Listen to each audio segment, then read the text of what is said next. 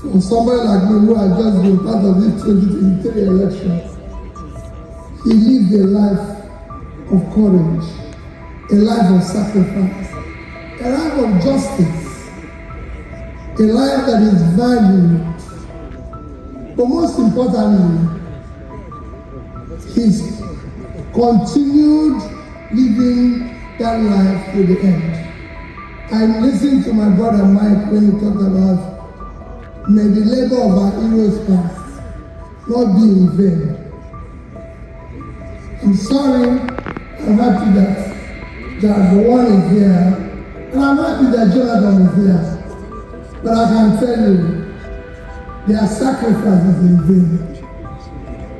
They've sacrificed for nothing. We're in this country when people were protesting. You didn't take me. When there was no need to protest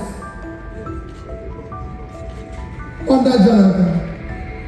Where are those protesters? Have they died? Where are they? So why are we saying it should not be in vain? Jonathan increased fuel from 8 to 7 naira to 120, and people were protesting in this country. And when it was 900, they were not protesting. Are they dead? So why are we saying it should not be in vain? People protested when naira was 180 and when it was 1,500, they're not protesting. Are they dead? So let's not say it should not be in vain. I spoke a few days ago and people said I'm demarketing Nigeria. When it's true to be demarketed, World Bank has just shown that 75% of Nigerians in rural areas are poor. Is World Bank demarketing Nigeria? UNICEF 2 days ago released that Nigeria now have over 2 million malnourished children, the second highest in the world. Are they demarketing Nigeria? Let's face the reality. Their labor is in vain. We have a country now that is not democratic. We are not a democratic country. Let's tell ourselves the truth. Is the election that happened in Edo, is it democratic? Just the last election in Edo is the most democratic election. Everybody knows who won that election. So why are we keeping it and saying, let the work not in vain? It is in vain. So we can start picking the pieces now, because they've destroyed everything people have sacrificed for. What His Excellency Mr. Peter Obi is talking about is nothing but the truth. Yes, the labor of our heroes past is in vain. Now you see that the president, Bola Ahmed Tinubu, when he became the president, one of the first things that he did was to change the national anthem. Changing that national anthem from what we used to know to what they are singing currently now. Even me personally, I'm still finding it very difficult to understand this national anthem. What were the reason behind it?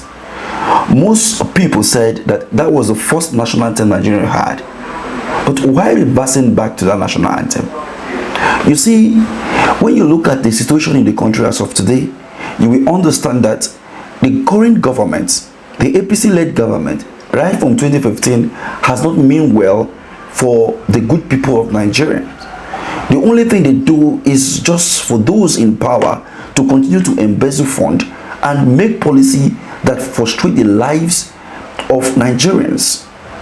It's so unfortunate that when His Excellency Mr. Peter Obi continued to constructively criticize this government, among many other Nigerians, the government apparatus continue to see him as someone who is undermining their powers and also undermining their government.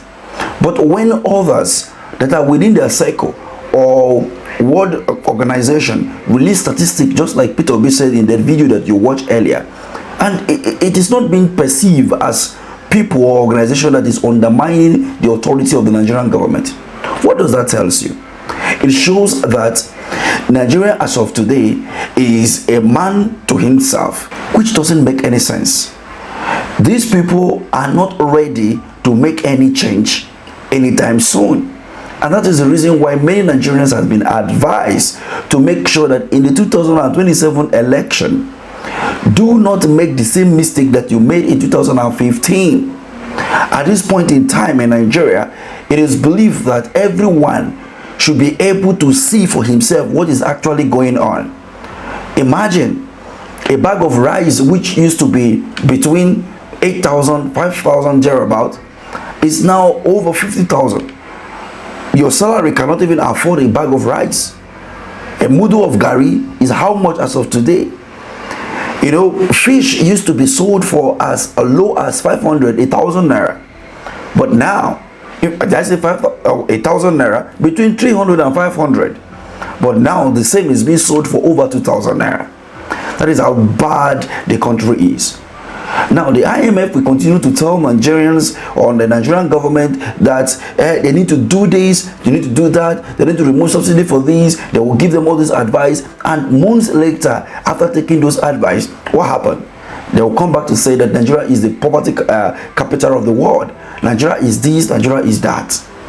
It is one thing for you to be advised. It's another thing for you to take that advice hook and sinker. And the truth of the matter is that even if the advice is as good as anything you can ever think of, you should as well will the environment that you are coming from. What do you make of the assertion of Mr. Peter Obi? Peter Obi have never been able to speak in such a manner, but it looks like he's getting tougher as we get closer to 2027. Let me have a take at the comment section. Thank you for watching.